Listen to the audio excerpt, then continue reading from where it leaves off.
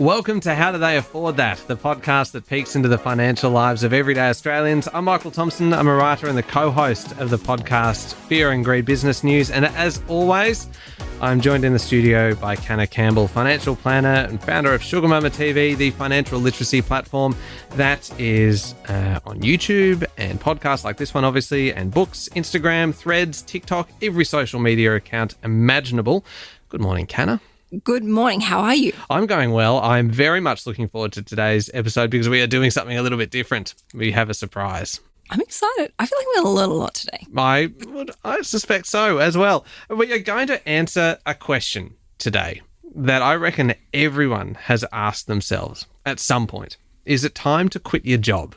And it might be because you're suffering from burnout, perhaps. There might be, I suppose, there's lots of reasons, really. Lack of career progression, kind of maybe you feel like you're not getting paid enough. But there are a few things that you need to do first. Things perhaps to improve your current situation. And if they don't work or you still want out, basically some things that you can do to make sure that your next job is actually going to be an improvement. But, and this is a big but, because this is very exciting. For this topic, we need a little bit of help. This is not one that kind of you and I can do on our own. We have gone to our favourite expert on all things to do with careers, Adam Lang, who has quite a CV, it must be said. He's worked in senior roles across a bunch of businesses, including as the former CEO of Macquarie Media. He's now my colleague at Fear and Greed, as well as a CEO and executive coach and a bunch of other things. A very busy man, but we've managed to convince him to come into the studio for a little bit of time this morning. Good morning, Adam. Hello, Michael. Thank you for joining us. I got invited back. Yeah, that's right. Stunning. Because Thank you for having me. You have been in here before when we got into a topic that is still probably one of our most popular episodes that we've ever actually done. And that was on how to ask for a pay rise. And you gave us some really, really good tips on the preparation that you need to do before you go in and demand or request More money. More money, exactly. And so today we're probably going to cover a little bit of that again today. But it's a broader question today of is it time to quit your job? All right, I'm going to hit you up the first question. Does long-term loyalty actually exist anymore, or has the, workplace ecosystem changed where it's actually the intelligent, smart thing to do is, evolve and grow and move, as your career path does? That's a great question. I don't think it does. So I know that is a blunt answer, but I think the only loyalty you can rely on is that to yourself. So, you should be the leader of your own career, the CEO of your own career, if you like, if we're talking in this context. Oh, I like that. And so if you become a leader of your own career, then from time to time you may find the team that is loyal to you and you are loyal to it and it works. But that can fall out of balance. And so I think it's a persistent question. It's one you should ask yourself all the time, rather than saying, hey, I'm here for life. And as long as I'm loyal to them, they'll be loyal to me. Wow. There's already some gems in that, isn't there? And maybe I'm framing this incorrectly as well when I'm saying that, is it time to quit your job? Because that's probably a little bit it's probably more a question of, have you kind of run out of progression opportunities? And maybe this is actually the time to look at kind of some of those reasons why people do quit and what you can actually do to potentially fix the issues in your current role. Pay. Let's start with pay, because it's kind of, surely it is the big issue that would force people perhaps out of one role and into another. And it's probably that, surely when you go to Seek or one of the job websites, you are kind of doing a search based on salary to try and find something that's going to be an improvement. How do you go about increasing your pay at your current role? So I think pay is really, to your point, Michael, the number one thing. And it's a capitalist society. We've decided the price is the mechanism in which we value demand and supply, right? So it's normal for pay to be the big thing. I think I would encourage everyone listening to this to think about pay over the short, medium and long term, not just today's pay for today's role. And come back to some of the things we talked about in the last podcast was around how do you get a promotion? How do you look to your employer to talk more broadly about your whole employment relationship? Because that comes down to pay. And really, if you can look at your current employer to get the market value of what you do in your current role, and then maybe the next one or a different one, whichever one that you want, then that's the great way to have the conversation.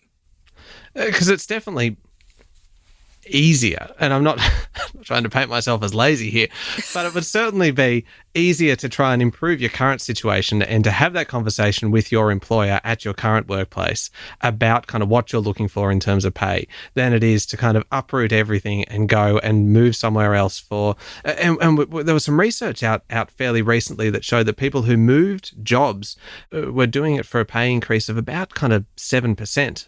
Or so, which, I mean, that could be a fair increase depending on what you're on, but it's also a lot of kind of work and a lot of stress as well, because changing jobs is stressful. Surely you're better off to try and kind of have that conversation at your current workplace before you go, no, I'm out. Yeah, I agree with that. But I think the fact is the stats don't lie, right? So there's this almost strange theme there that says an employer that doesn't know you might value you more than the employer you currently work for. And so why is that? So there's also an employer psychology behind that too, because sometimes you might value the unknown, the thing you think you need, and know less about them than you do the employees that you already have. So I think that's a two-sided question for both employers and employees. Okay, so at this point, I would encourage anyone who hasn't heard the previous interview that we did with you, Adam, to just pause this episode. Stop now. Stop listening entirely. Come back later. Yeah, indeed. Go back and have a listen to that episode because we do step through it all. And you did a great job, Adam, of kind of going through how to prepare for that meeting and kind of go in kind of with the end in mind, what you want to get out of that meeting and even some of the language that you should use in that meeting with your employer so that it becomes a negotiation and almost an expression of your own value to the company, as opposed to just a demand for more money, which is, as we discussed last time, is probably not going to end well. All right, on that point, how do you know when you've hit that earning ceiling with your current employer and you just know that, no, I'm not going to get that pay rise and I'm not going to get that bonus? Like, I've milked everything I possibly can financially with this employer. How do you know? So I think the only way to truly know is a great conversation. And so, Canna, you can imagine with people that you have worked for before, but running your own business, you've got many clients. And if a client of yours came to you and said, "Hey, I think we've run out of productivity here. We're not going to be valuable anymore." I would, if I was in your position, I would go, "What?" I'm very upset. Exactly. So you think, from an employer point of view, find out, because I think that's the only way to know if it is true that you've run out of potential with that particular employer. Is you've got to find out. And the only way that you can find out is by having a great conversation, because a great employer should want to keep high-performing members of their team who are accountable, get their job done, and are self-aware. Like, that makes you a great teammate. If you're accountable and you're self-aware. Now, it can be true that, hey, look, we're a podcast business. We don't have big space for numbers or different geographies. You know, we've kind of got a defined business model. Your businesses arguably have some of the same parameters. Every business has parameters on them, how big they are, where they exist. But you'll only ever know about what the employer is thinking if you ask and have a great conversation. So you may not know the businesses that they're thinking of acquiring or merging with, or geographies that they're going into, until you find out. But, you know, that can happen. And I think that's just righteous. If I was in an employment situation and someone in a podcast business said, "Look, I want to be an economist," quite natural, you know, profession to pick, very, very popular from what I understand. But, you know, if you went to us and said, "Look, we've got Stephen Koukoulas every week on Fear and Greed, but we don't need a full-time economist. I'm sorry, we're out of runway," then you know that you've got to go somewhere else and deploy that skill. There are banks, there are financial institutions. And me being a good employer, I would say, I can help you do that. I can put you in contact with some people that maybe you should talk to. It may not be your next job, but it might get you closer to the next one. Because you should always be able, as an employee, be able to look back and go, we did it as well as we could right until the point it finished. You know, we all left proud. You know, and so I think that's a good, healthy way to frame a conversation. Find out. How do you approach it, though? Like, what's the leading question? You can imagine I have no problem in chatting. So I would be probably, you know, I'm okay at I'm also 55 years old. I've been through a lot of these conversations. I was not always confident or assured enough to even have them. But, like this episode, I have written notes and ready for the things I want to say. I prepare. And so I've always done that, and that I think has held me in good stead. And I try to begin with the end in mind. As Michael said earlier. You said that in our other episode. Yeah. Think of the end in mind. Yeah. It is something of a mantra for everything to me, including life. How do I want to slide into the box at the end is, I want to be absolutely going to the grave knowing that I gave it everything, that I had a full, adventurous, balanced life. I was a good person. I was a good father, a good husband, a good partner in life. And so everything I do is bound around those really broad statements, and everyone can probably have their own version of that. But if I come back to it, whenever conversation I was having, difficult or otherwise, the more I can keep my end in mind is it's better to frame what I want to say in the right way in the moment, even when I felt much younger and under pressure and uncertain. So you can come at it with some really good motivations and good preparation to have the best conversation possible. Okay. Now, everyone gets a little bit stale at time at work. I think it's natural, particularly at the end of the year. What does real burnout look like, though? Oh, yeah, it's tough, and I think I've seen it in the mirror occasionally and had to recognise it through not just working hard, but probably the intensity of a period I'm going through or tasks that I've got all at once. And you can feel overwhelmed, and then you can get almost frozen or rigid into not being able to make even simple decisions, not being able to think clearly, and worry about almost the small things. So I think burnout is really personal. Everyone will feel it at different times in different ways. It involves personal and professional circumstances. It can involve everything. So I think you have to recognize it in yourself. And to know that, you have to know what well looks like. And then you have to know what when I'm upset looks like, regrettably, but you have to know those spaces. Self-awareness. It really is. It comes back to self-awareness and going, am I all right? Maybe I'm not. And to know that when you evaluate that position, when you're ready, if you're ready, it's not just okay to talk about it. It's the courageous thing to do. Yeah. Is to share it, ideally with a friend, a loved one, a professional. A problem shared is a problem halved. It will be. It will be. And talking to someone you trust about that is in itself an unburdening. It's okay. It's courageous and it helps.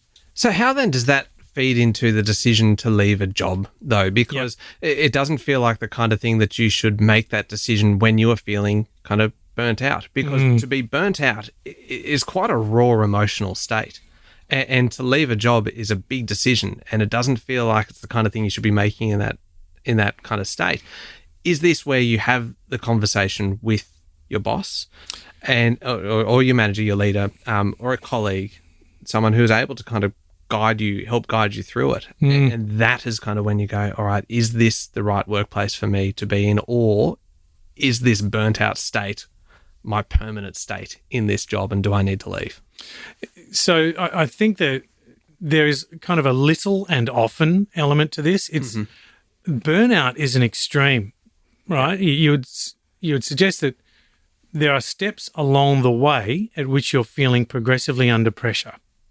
And so being able to recognise those earlier is a good thing. Yeah. Even if you need to stop a conversation and, just when you recognise, okay, my heart rate's going up, I can sense the adrenaline here, I'm starting to not listen, maybe I should stop because I'm either feeling under threat or under pressure or other forms of emotion. And so the more you can track your own sense of well-being in conversations day to day, the more you'll be able to sense, I'm not just okay in this moment, I'm not okay as a theme, and what to do about it. So hopefully, the more you can let the pressure out in little moments along the way, the better off you'll be, the healthier you'll be. But if you do reach those extremes of feeling overwhelmed, burnt out, the best thing you can do is stop and just withdraw from a conversation and breathe, walk, do something to get out of that environment and recompose yourself, because saying things under pressure might not be the best platform to say what you want to say. Okay. All right. And so really then that would be a long-term contributor, I suppose, to a decision to leave a role, then rather than kind of letting it just feed into a moment of kind of flipping the desk, walking out. Before these things become themes, address them. Yep. Okay. Absolutely address them. And, that let's come to pay, in terms of if you feel you're not being fairly valued, okay, you know that's going to be a pressure conversation because it's hard to negotiate. It's even harder to negotiate on your own behalf, right? It's difficult and everyone feels sensitive about it. So what are you going to do then? Well, don't do that in the heat of the moment because it's almost putting yourself under even more pressure. So how can you prepare for that? And it's critical, I think, to get ready for that conversation and give yourself a better chance of being in that frame of mind when you go into the chat. And when you're having the chat, just know, hey, if I'm not okay, it's all right to stop. Yeah. It's better to stop than finish off with a bad conversation. All right. So say you've been in a job then for a while, and we've kind of then talked about the potential for burnout and exhaustion and just kind of the job almost kind of wearing you down over a while. We've talked about earnings and pay and perhaps it's almost like the top and the tail of reasons, right? You could be burnt out or just hoping for more. Absolutely. And I want to talk then about kind of something else in there. And I think something that's really quite worthy in terms of career growth. What about if you feel like you're not, and I'm framing everything very negatively today, and I know, Canna, you've talked to me. No, you? Skeptical? I have a habit of kind of... Grumpy? Preparing for the worst? Yes. Doomsday. Yep. And then anything that happens that is better than that, I'm like, oh, here we go. Everything's coming up, Michael. Manage those expectations. That's right. So in terms of career growth, if you're feeling like you're not getting opportunities for promotion or you want to kind of increase your responsibility, but there doesn't appear to be those opportunities there, or kind of developing your skills, developing your knowledge, what can you do? And I'm asking you that question, and I'm knowing that the answer is probably going to be have a conversation about it, because it feels like a lot of this is me just kind of playing out worst case scenarios that can be resolved with a chat. Yeah, it's like almost the value of those worst case scenarios and the self chat can only yield something when you have a discussion. Yeah. Like, so all of that, if you think of it as preparation, and you, no doubt, Michael, you do a lot of that preparation, with lots of scenarios in mind. Yep. Use it, put it into a conversation with someone. And I think from that preparation, picturing at the end, you leaving that conversation feeling really content, really proud of how you've handled yourself, no matter what the circumstance. And so you can almost plot that line from preparation to leaving proud. And how do you go about having that conversation really effectively?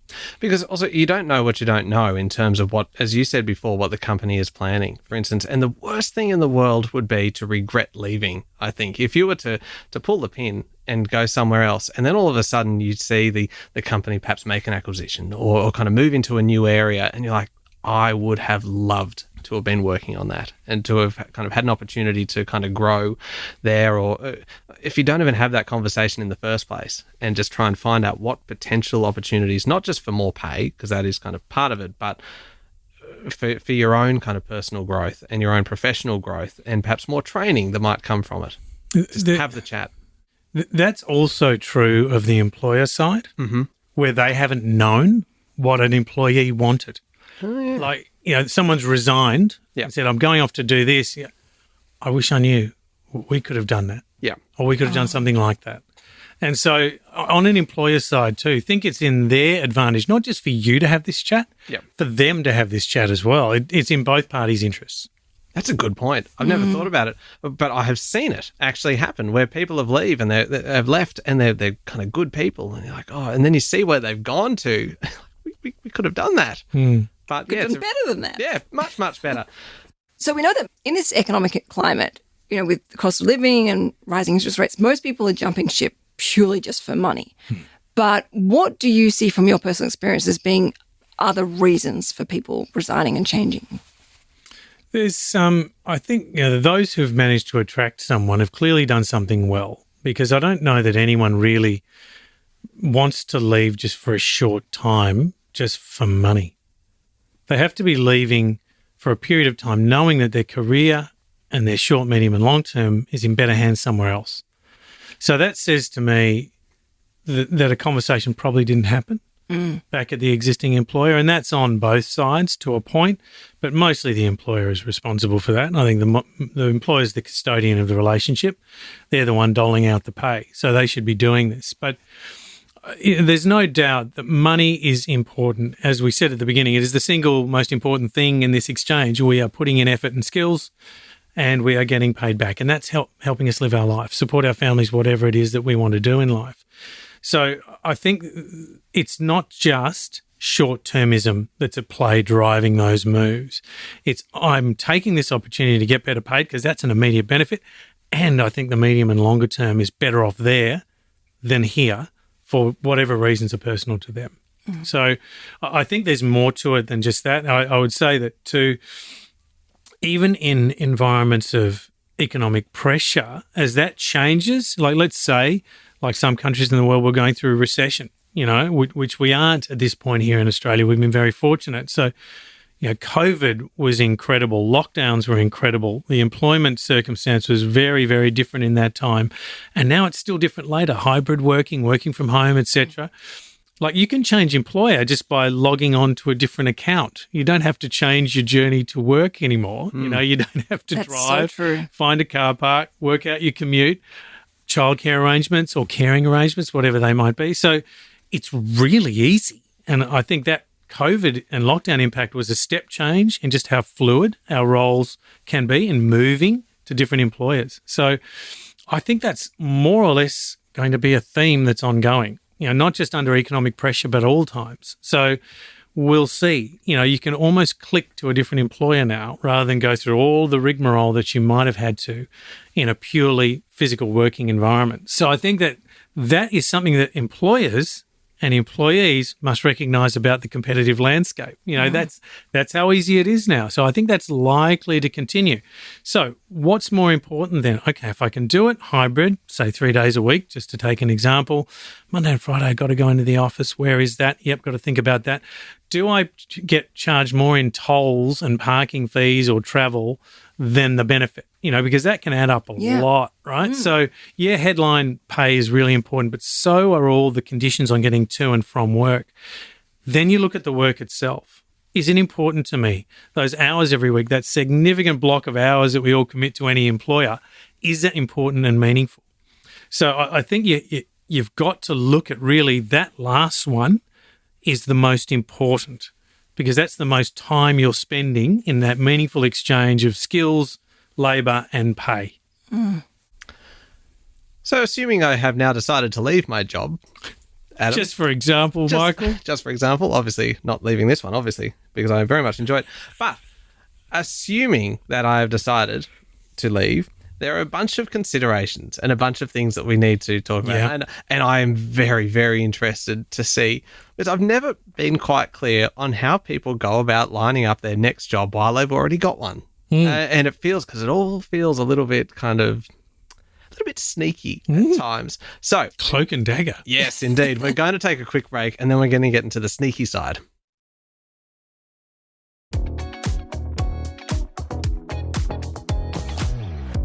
Canna, we're talking today about is it time to quit your job? And we've covered so far some really kind of valid reasons for why you should have a conversation with your employer. And of course, we have some assistance in the studio today. We're being helped by Adam Lang, who is my colleague at Fear and Greed, a former boss of mine, former CEO of Macquarie Media. He's a CEO and executive coach now as well.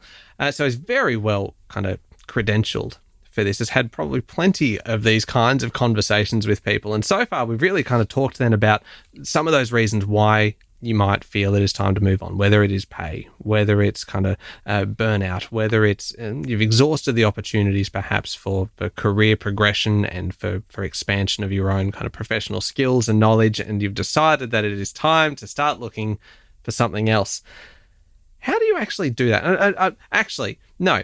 Should you line up another job, Adam, before you quit your current job? It feels as though you're already nodding even before I finish the question. That's a hard yes. Okay, all right. Because otherwise, there are exceptions. You might have won the lottery. Okay. That trust fund you never knew about might have You kicked may have in. manifested it. You may have had an enormous result in manifesting March. Those things can happen. It happens. And to give you lifelong freedom from the need to work. But failing those things, yes, it's a hard yes, because I think the pressure, the emotional pressure, the confidence impact, the lack of money coming in, the lack of certainty of when you'll change that situation, unemployment is difficult. Yeah. Really difficult and stressful.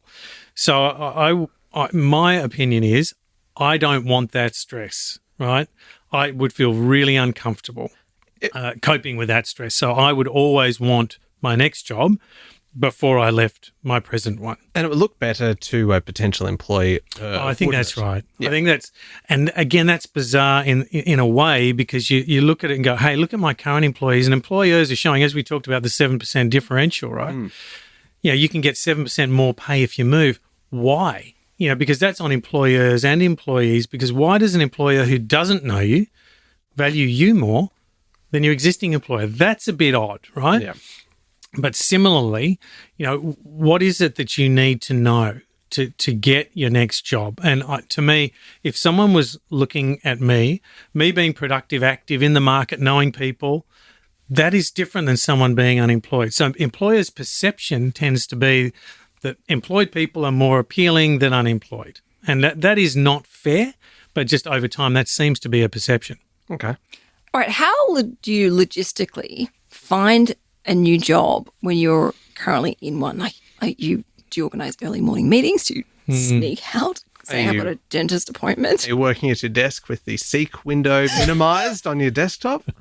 I would love to see some stats from Seek as to the hours that people are actually searching on Seek, and to see whether they are doing it kind of before and after work, or they're actually doing it kind of at about 9:30 in the morning when they've just gone, oh, you know what? Jumping online, I'm having a bit of a browse. So how do you do it? Look, yes, you do look at Seek, you know, but I would encourage you to do that in your own time on your own devices. Okay, excellent. For fairly obvious reasons. But the other approach is use your current job in all of its facilities to search beyond your existing role. So if you're at a company that's got some size, different departments, what are the internal networking opportunities that you have? Right? Because you might have said, actually, I really want to work in sales or finance or marketing or something, you know, so find out more, connect with those people that are outside your role. Even if you don't want to connect with them for an employment opportunity, you'll be a better teammate knowing those people better, right? So do that. Use your existing role to connect with more people in the company that you work with. Use your existing role to connect more with the clients that you work with, the suppliers, the partners, your electricity provider, your real estate, cleaners, whomever it is. You never know what conversations will take you in your next direction, right? So I think just being open to that, being good, being kind, you know, being strong and getting on with people really well serves itself. Now, so beyond the internal role, there are also typically in industries associations that might allow your company to say, hey, we want you to be part of this industry association in the environment, on governance, on social welfare, whatever it might be. Use those forums to get to know others in your industry, other companies, other connections, other roles. So you can do a lot from within your existing employer, including looking at Seek while you're at home. So, you know, there's that. But I guess too, look at exhibitions, summits, because there are events perhaps that your employer is willing to pay for you to go to learn about different aspects of your industry that are also great networking opportunities. So you can meet some terrific leaders in that who present, talk to them. Usually they love being talked with, you know. Kenny, you've done heaps of keynotes. Yeah. Do people come and talk to you? Love it. Yeah. Yep. And you feel good about that, right? Absolutely. You have good conversations. And you have such meaningful conversations as well. And it is 100% approach someone that if they ignite something within you, get in front of them, because you never know who they may know. As you said, you've got to open yourself up to the flow of money, but also employment opportunities. Maybe it's a form of manifestation, right? Just having conversations Now like we're that. talking business. So, Did you just recruit Adam Lang to your cult? no, I've been long recruiting. Yeah, no, I'm a listener. I did. Adam manifests. Got matching tattoos here. It's not so deliberate as going out there and just kind of saying, "Hey, you've got a job for me." It is more just about building It those. can be, but there are other generally- approaches. More Generally, it's subtle, professional. that approaches. relationship building, and it is kind of just establishing yourself as a person who has ability, who has the confidence to get out there and to do that, and just to make yourself known, so that perhaps on an occasion when something does come up, that you might get a call. Of course. So, look, if you're using a sporting analogy, there are times when, say, if it's soccer, football, right? Mm-hmm. The ball's at your feet, your eyes have to be down on that ball. But there are other times where you got to lift your eyes up and read the play of the whole ground, like where you're going to kick it to. So it's that eyes down, eyes up aspect of doing your job and looking at the play and seeing where can I fit in here. So use the company's facilities, use the perhaps even exhibitions, summits, conferences. The company may be even willing to pay for your ticket to go to those for your own professional development. They are a great opportunity to meet people. And so you tend to broaden your circles out and your connection points. And also just, it's a great checking mechanism to go, you know what, I really like that person, or I like hearing about that industry. Follow your curiosity, go with that and see where it takes you. There's one other thing I should suggest, Michael, of course, and this is why Oh dear. you're guilty. Uh-oh. I'm guilty. Sean Aylmer is guilty. We built this podcast called Fear and Greed just for this. If you do not know about a business and other businesses, listen to it. We tell you about what's going on in the world of business, and some of those things might go, I want to do that, or I want to know more about that. It really helps you rake over all those different industries you might have heard of but know nothing about. So use podcasts, use the newspaper. Canna's podcasts are excellent. There is, aside from just this one, this is a good way to think about what you want to do in life. So really do just use that curiosity internally, externally, and try and draw that out to where you want to go next. Can I ask one last question? Just because you said something that really intrigued me. You said, follow that curiosity. What if you're in a current role and things are good? You can't complain. You're happy. And you meet someone, say, at a networking event. Is it bad to say, look, I might be interested in something further down the track, or let's stay in touch? Like, what are your thoughts of where you're in the comfort zone, but you also do need to keep in mind, okay, well, what are my next career path for next year and the year after that? Like, how do you navigate that professionally and respectfully? So I think it's fine to have that conversation if you feel comfortable doing so. I'd say if I ever came across it, I'm happy where I am. I'm already qualifying it in the way I've said it. It's like, I'm happy, but, it's like, I would try to be more direct. Okay. And say, I'm enjoying these parts of my role. I am looking for this. And really just see what reaction you get to that, because that person might absolutely respond well and say, actually, this is someone you could talk to, or have you seen X, or have you read about Y, to really further that interest. They also may say nothing, in which case you've got your answer. So you're basically, I think, if you're okay where you are, just ask yourself, is that all right in the circumstances? Because it might be, you might have, hey, I'm all right where I am, but I know that my life's in balance. I'm looking after my kids. I'm looking after my parents. My life's in balance. It's good for now. But you might know longer term, 5 years, 10 years maybe, that you're interested in something else. And that's good to talk about what might interest you. What's the spark you're looking for. Yeah. So plant those seeds, they may come to fruition further down the track. Yeah, I believe in that because it that's natural and good. Okay. At what point should you actually tell your current employer that you have got another offer? Should you do it once you've already accepted it, or should you perhaps give them an opportunity to respond to that? I'd ask questions, and you can just, Adam, your body language. Not a poker player. No, you have got a terrible poker face. Just like your facial expressions when I say these things tell me exactly what the answer is. So I'm guessing I should probably have a conversation prior to accepting another offer. Yes, I think so. But I was actually smiling because I'm going to give the most horrible answer, and that is it depends. Because Oh, you're not expecting that. yeah, it does depend. Now, let's just say you've got an awesome working relationship with your boss, the person that ultimately you're going to be resigning to. Then in theory, they should know about where you want your career to grow. They should have been helping you grow in the role, support your development and career. And so when you bring that to them, it's likely to have been, at the end of a bunch of conversations said, I've been approached, I've got an offer, I'm actually thinking about taking it, right? And so if you've got a trusting and good relationship with your employer, your boss, that's natural. Mm-hmm. But let's just say you don't, or you haven't begun that and, oh, look, I've just been given a job offer. You might be in something that you don't want to be part of anymore. Yeah. And so you just take it, accept it, and it's a ticket out of the place you don't want to be. And so you just inform them, right? But that's not going to be looked upon by either of you probably as the best possible exit. You didn't give them a chance to respond, but maybe you had your answer anyway. I said, look, it's been great, but I got to go, and it's short, sharp and move on. So in a way, I think the best thing to do is not accept a role until you've had a discussion with your existing employer. I've done that every time in my mature years. So, that's been a good thing and I've always left well. So I think the answer is 90% of the time, always tell your employer. But there may be some other circumstances where you just don't have that relationship with your boss and you know definitively that you're not in the right place and you want to be somewhere else. And then if you do go to that other place, how then do you frame that conversation from the beginning in order to avoid kind of just trying to iron out a few of the challenges that you might have had in your previous role? Yeah.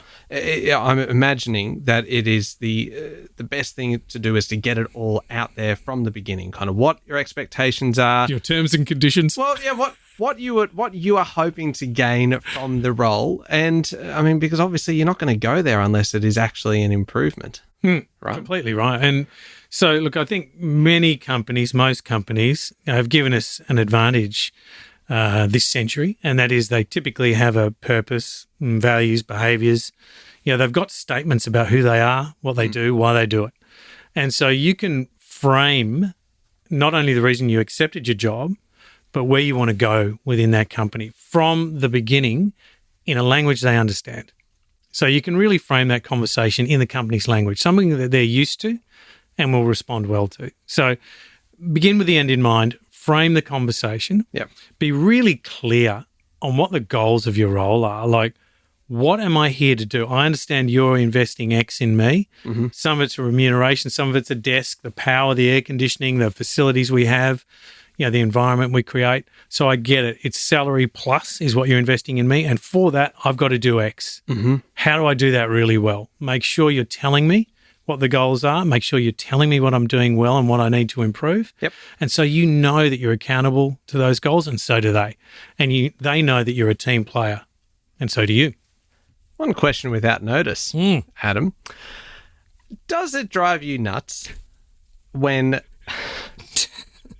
In general? No, does it drive you nuts when people do not, or potential employers do not put salary ranges on job ads?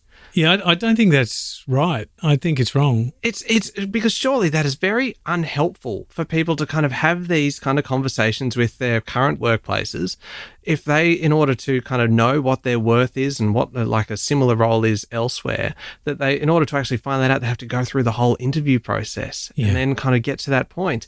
There feels like there's a big kind of push get back against that kind of, because we've been heading in that direction for a while now, where you open up a newspaper and look in the classifieds. Goodness me, how old am I, Michael? Yes, and the job ads and things. There are salary ranges on about kind of 10% of jobs. I wonder if it's a kind of a horrible anachronism to when it was indiscreet to talk about money. I'd like to think that time has passed. I think it is honest and direct and gets you both to a more meaningful point more quickly. Yeah. So this is the salary range: low, medium, high experience. That's what we can offer between X and Y for low, medium and high experience in this role. Yep. That filters out a lot of time and a lot of energy that doesn't need to be spent that way. Yeah, makes the whole process a lot more I efficient. think it's right? honest. It's absolutely honest and direct. In fact, I'd be, looking at an employer, if they didn't tell me that, I'd be like, well, I'm not bothering. What's that kind of gatekeeper theory? Right. You can't get to that information until you've jumped through all these hoops of fire. And, and then I might give you that little bit of information. Deign to tell you something. Yeah, it's probably a good point then that is that the kind of employer that you want to be working for. Anyway, that kind of question just occurred to me because that you often It's been frustrating you Well, no, not me personally, but as you read the newspaper. Goodness me, not used to being the one that's copying it from Adam. Usually on our weekend edition, it's the other way around, isn't it? Not normally the one giving it. On Fear and Greed. Anyway, now we usually finish this with a savings hack every episode. And I know as a frequent listener of the podcast, you will have heard our savings tips, our savings hacks. And I know you're a big fan of using the word hacks to describe them. Normally it would be between Canna or myself. Yeah. This week, I'm the lucky one. it's all on Yes. you. Okay. So, very normal public transport. I used to think that I needed a second car. We still have one. We've got a son coming through who's nearly about to get his P plates, and so that will be a car. But let's say 10 years ago, 5 years ago, I probably would have said, "Oh, we need a third or something," some other arrangement.